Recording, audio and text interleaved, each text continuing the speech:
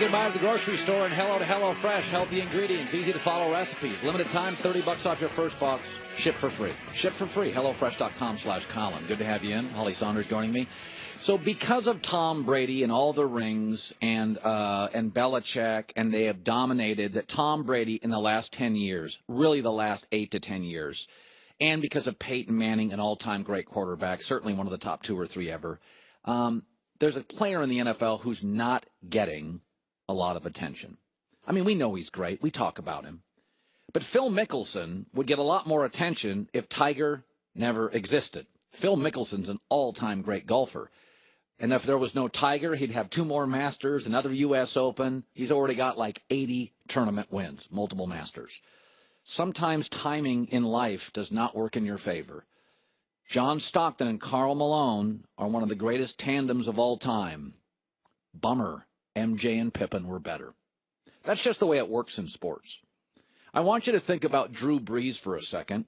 Drew Brees, his big years were in the Peyton Manning, Tom Brady years. Drew Brees has signed for the New Orleans Saints for a couple more years. Here's the impact Drew Brees has had on football, not just pro but college. Alabama's dynasty is because of Drew Brees. Nick Saban wanted to sign him in Miami, and the team doctor said no. The Dolphins eroded. Nick moved to college. Drew Brees is a Dolphin. Nick Saban is in Alabama. He won New Orleans a Super Bowl. If he would have stayed in Miami or been allowed to sign, Tom Brady's dominance in the AFC East, he'd have won every other year. 70 coaches have been fired since Saban arrived in the SEC. That's because of Drew Brees. Peyton Manning would have 3 Super Bowls, not 2. Brett Favre could have won a Super Bowl with the Vikings. And oh, by the way, every quarterback who's 5'11" that is considered a top prospect gets drafted because of Drew Brees. In fact, John Gruden said years ago about Russell Wilson, there was a quote, John Gruden, working the draft, multiple sources, was asked about Russell Wilson. He said the only issue is his height, and we use Drew Brees as the classic example. If you just look at 1 inch or 1.5 inches, that's the height difference in Russell Wilson and Drew Brees. He was the example. Today, he is the comp for Baker Mayfield. College, pro, multiple cities, multiple legacies, multiple teams. Multiple coaches have been affected by Drew Brees. And I'm going to roll a piece of tape from yesterday. A Saints offensive lineman's about to retire. This is the impact he has on his teammates. For the past 8 years, I've played in front of the most prolific passer in NFL history. Drew Brees has been the single greatest motivation for me as a player. Every day I would walk into the building and pass Drew watching film. Every Thursday, I would send him pictures of the menu so we could order his dinner, since his workday ended 4 hours after ours. You have made countless sacrifices for your teammates, spent countless hours with us instead of your family. My greatest drive as a player was not to let you down. You're the greatest leader I've ever been around, and I admire you so much as a player, but more as a person. Being a small part of your Hall of Fame career has been my greatest honor as a player. Oh, my gosh. Yeah. Tom Brady deserves all the credit. Brett Favre's one of the most interesting quarterbacks of my life. And Peyton Manning, I'd love to see him work at Fox. He was one of the smartest, best quarterbacks of my lifetime. But timing's a funny, funny thing. What spanned that last 8-10 years, do we realize how great Drew Brees is? I think 9 quarterbacks have thrown for over 5,000 yards in a season. 9 seasons, all time. I think Drew Brees has 5 of them. Wow. 5 of them. Little short, didn't have the cannon arm. Think of his impact to the city of New Orleans, Saban's dynasty, Peyton and Favre's legacies, Russell Wilson being drafted due to him, all the SEC coaches fired. Tom Brady is not getting first-round buys for 15 years. if Drew Brees, a doctor on the Miami Dolphins, passed the physical. It changed the Dolphins forever. They're still reeling. And it changed the Saints forever. And the city, they're still flourishing. Hollywood News. No. Turn on the news. This is the Herdline News. That was an incredible domino effect you just mentioned. It's amazing. incredible. Never thought of it that way. I mean, again, I'm not saying we haven't paid attention to him. But the most, Phil Mickelson with no Tiger Right. is, I mean. Great analogy. And I mean, Drew Brees is just, the timing was, he's, you know, if Michael doesn't retire, Akeem Olajuwon never wins a championship. Right. Akeem Olajuwon, in my opinion, is better than Shaq. And I love Shaq. And So what a tribute that was. Oh, my gosh, the tears. Oh, my, amazing. All right, it looks, Colin, like the Vikings are going to sign Kirk Cosins. You already touched on this, to a 3-year deal for $86 million. Yeah, the two teams that were vying for him were the Jets and Vikings. So what will the Jets do now? Well, according to a source within the Jets organization, they are now turning their attention to Teddy Bridgewater. Not so sure he's the savior, but Colin, will this just prolong Tom Brady's career, in your opinion? I mean, you know, listen, Teddy's fine, but Teddy needs to play in a dome, a warm weather, you know, Arizona. I just don't think Teddy is a guy that can push the ball down the field in New York, in that weather, road games at Buffalo and Foxborough. I like him. I think you can win games with him. I think he's very similar to Case Keenum in terms of needs a lot, and the Jets obviously don't provide a lot of help, but I think this is actually a poor fit for Teddy Bridgewater. I think Arizona would have made me much happier for him. And I mentioned Tom Brady. Speaking of which, Brady was on GMA yesterday, and when asked about retiring, he gave a very vague answer, a la Bill Belichick. That's what they do up there in New England. He talked about his family and making decisions for his family. Didn't really address the question, Colin. He doesn't have any competition in that division. Let's think about it. The Bills don't have a quarterback. Neither does Miami. The Jets are looking at Teddy Bridgewater. God help them. Isn't it funny how things just work out for Tom Brady? It is. I think when you're well run, it always feels like you get breaks. Like the Denver Broncos have been well run for 40 years. And it just feels like they get breaks. Al Davis, for the last 10 years, didn't know what he was doing. I mean, the Chargers fired Marty Schottenheimer. Kansas City's couldn't figure out their coach until Andy Reid for a long time. I think when you're well run, you deserve a lot of credit. But you do always get breaks from less competent people in your area code. And there's no question Belichick and Brady have benefited from poorly run franchises around them. No question. All right. And finally, more Patriots. There's still been no confirmation on Gronk's future in the NFL. No word. However, according to sources, he is working out at the TB12 Center at Gillette. So, Colin, and not only is it looking like Gronk is preparing, he's preparing with Tom Brady's trainer and Tom's method. Is a road paved for the Patriots the next 5 years? I think Tom Brady actually used this as a recruiting tool. I'm going to give you Alex Guerrero because Gronk is historically frugal. I'm going to give you Alex Guerrero for free. You can use my trainer. I'll take care of it. Yeah. Brady could be in trouble, though. Nate Solder is his left tackle. He's a top 5 left tackle in the game. There's a story out, Greg, I'm not sure where it is. Is it Cleveland making a big – Cleveland and Houston, because Dwayne Brown left Houston for Seattle. So if Brady loses his left tackle, that's fairly dubious. So I think actually, I really do believe that Brady told Gronk, one of the reasons you stay, I'll give you Alex Guerrero free. I really believe clinic, just go, I'll use my guy. And I think that's one of the reasons, a serious reason why Gronk stayed. I really believe that. Did you see Brady yesterday on Colbert chugging the beer in a turtleneck? Yeah, I read a story years ago. Tom's a legendary beer chugger. He was amazing. Yeah. The turtleneck like balanced out the cool factor of that, but he took it down. So anyhow, that's the news. Yep, Hollywood the news. Well, that's the news. And thanks for stopping by. The Herdline News. Boy, I'll tell you what, mixed emotions today from Greg Jennings, the longtime Packer, and then a Viking, and now living in Minnesota. Oh, what is Greg Jennings feeling? A lot of anxiety. Okay, so you live, I mean, you could probably see the stadium from where you're at, but yet you have this deep, rich love for Green Bay. I wake up this morning and I'm like, okay, Minnesota's going to own that division for about 4 years. Am I nuts? Am I reaching? Am I hyperbolic here? No, not at all. Not even a little bit. When you look at what the Minnesota Vikings have created, it started with Mike Zimmer, and then they changed it. They changed the way they drafted. He changed the culture, the mentality of the players, of management, and now you look at how aggressive they have been, not only in the draft, but in free agency. And you look at the Green Bay Packers, and it's like, I get it.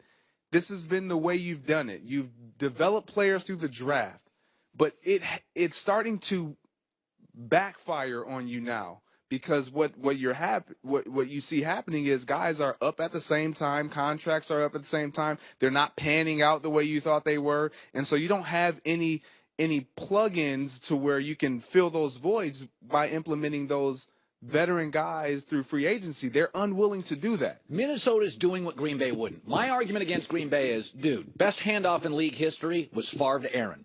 Don't waste a second of it. Those windows, ask Seattle, those windows close fast. Minnesota's like, hey, we're not going to be able to keep all these defensive guys. Mm-hmm. We're going to lose one of these receivers. Okay, Dalvin Cook's already got one injury. So Minnesota's like, let's go right now. You know what, Greg? I was thinking about this the other day. In sports, it used to be everybody thought, like 401k. Sports used to be a 401k. You build to the future. You do not compromise tomorrow because of today. Sports has changed. There's so much money in sports that I kind of feel like in sports, you win now. Because tickets, by the way, I go to Sixers game tomorrow. My tickets are $350 for me and my girlfriend or wife, or, well, it'd be my wife, thank you. But the point being is, you know what I mean? But if a guy's out there in Philadelphia and he's going to go to a Sixer game tonight, it's $350. Okay, so you can't charge fans that and say, listen, in 8 years, this thing will pay off. Absolutely Minnesota's like, we're going for it. Absolutely. And it creates a buzz and an excitement to where whether they win or lose, they're going to benefit from that ownership specifically, because they're going to create and generate revenue because of the excitement, the expectation. That will create revenue. Yes. Yes. I think so, it's a real go for it. Listen, you can buy the rental property and hold it for 30 years, or you can flip the home. Mm-hmm. And by the way, if you flip the home, you do it in the same economic cycle. You buy it, you fix it up, you flip it, 9 months. Yep. I love these. I like these pro teams that are like, you know what, like the Rams have this kind of thing. Like, we're just going to go get guys. We're going to get Marcus Peters. We'll let Sammy go. I think the fan, you just pointed to this. It's exciting. It is. In Minnesota today, it's parades. It is. It's very exciting. You think about what Cleveland did. The Cleveland Browns, they haven't won anything. Their expectations are probably of everyone outside of Cleveland still very low. But they've created a buzz and an excitement because of what they've done through free agency. By the way, I would argue, I don't think they're any better today, much better, but I do think it's a signal to the rest of the league. Fellas, we're going getting Jarvis Landry. Yep. I think you have to send messages to players.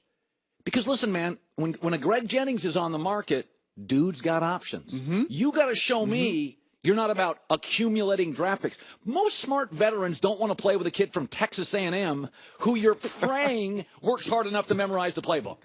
Yeah, it's tough. It's tough to be able to gauge whether or not a draft pick is going to pan out. I mean, there's so much time and effort and collaboration that goes into that to make sure that it does work. And if your veterans aren't on the same page, or if you have a lack of veterans who are in-house, you're not going to have that quick rise to success that you hope to have every single year.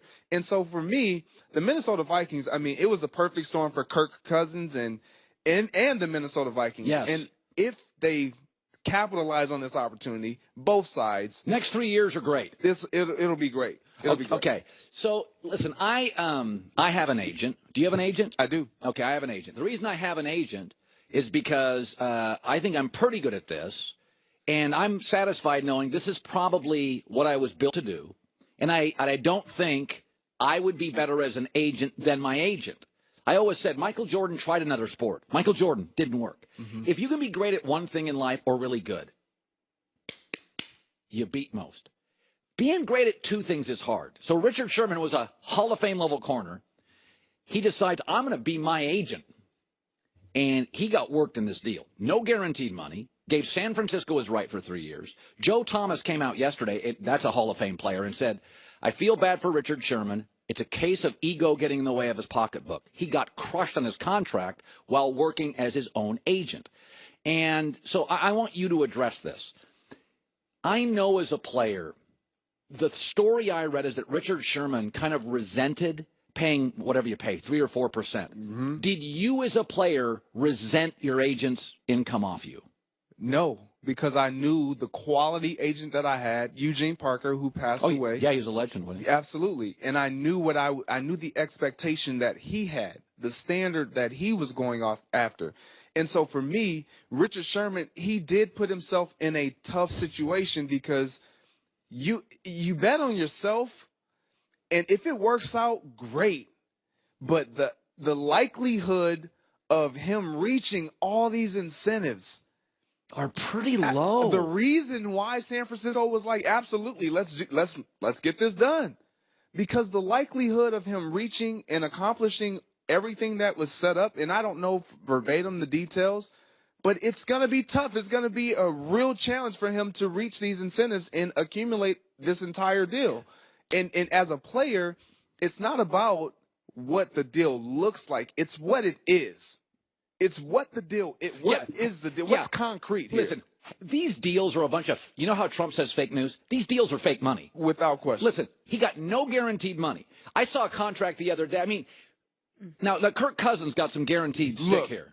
That right there is a trend-setting moment. That is Trailblazer-esque right there. If Kirk Cosins guaranteed full contract, this is what players have dreamt about in the NFL. So think how great Richard Sherman is. No guaranteed money. We all acknowledge Kirk Cosins needs a lot of help to win. Guaranteed money. It's not just position. And here's the other thing. What Richard Sherman is, and what most great players are, he is just a little vengeful. When you went to the Vikings, I'm going to stick it to Green Bay. Without question. So he's impatient. I mean, he left Seattle. An hour later, he's on a flight to San Francisco. He had a little vengeful. He got a little ego. He doesn't have a lot of time. A great agent is the opposite. A great agent is patient and calculated and diplomatic and conciliatory. Richard was the opposite. He was vengeful, ticked, emotional. I'm going right in and signing a contract. So his emotional state in the moment was the opposite of what a great agent is. Colin, the best chess players in the world, they know the move that they want to make, but they don't make it right away. They still assess the board to look and see, okay, if I make this move, I know I want to make this move, but if I make this move, what are the implications of this move, and how is this move going to benefit me, or how is it going to harm me? With Richard Sherman, it was a matter of a lot of pride, a lot of pride. And a lot of vengefulness. By the way, I'm not against that. Like, I'm not against you leaving Green Bay and be like, I'm going to stick it to those guys. Whatever works in life, I am for. Yeah, but I mean, I think it's not so much that we're even talking about his play, but the contract, and just that alone, it doesn't benefit him unless everything works out in his favor perfectly. Exactly. And by the way, if you have an Achilles injury as a corner, that's an explosive position. Getting off the line, like a pass rusher.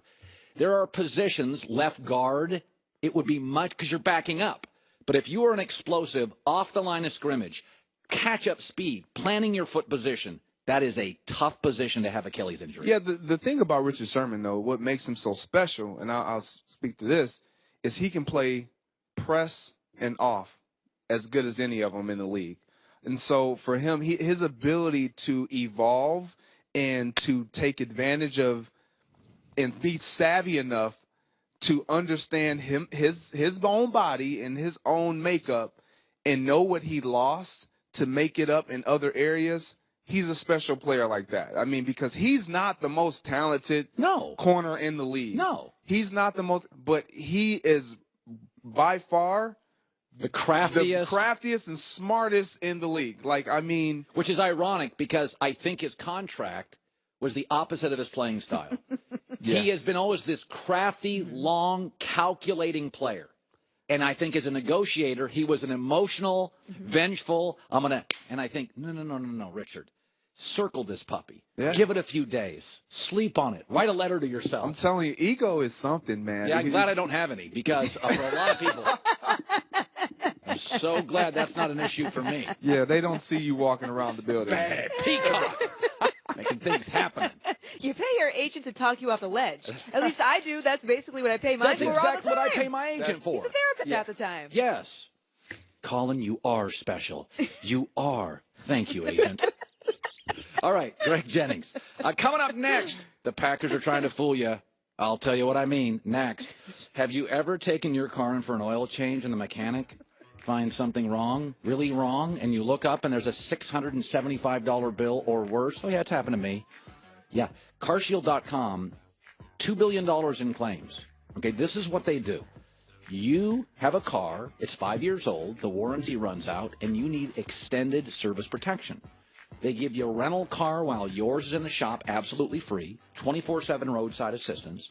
And remember, they'll pay your mechanic directly. You don't have to worry about this check in the mail stuff. You find the mechanic, you tell CarShield, they pay them directly. Don't kid yourself. I mean, it's amazing how much even a sensor light goes out in the car. Trust me, I know that one. It is expensive. CarShield.com, code HERD. CarShield.com, code HERD, gets you 10% off. A deductible may apply. You can also call the phone number 800-CAR-6100, 800-CAR-6100, and mention the code HERD.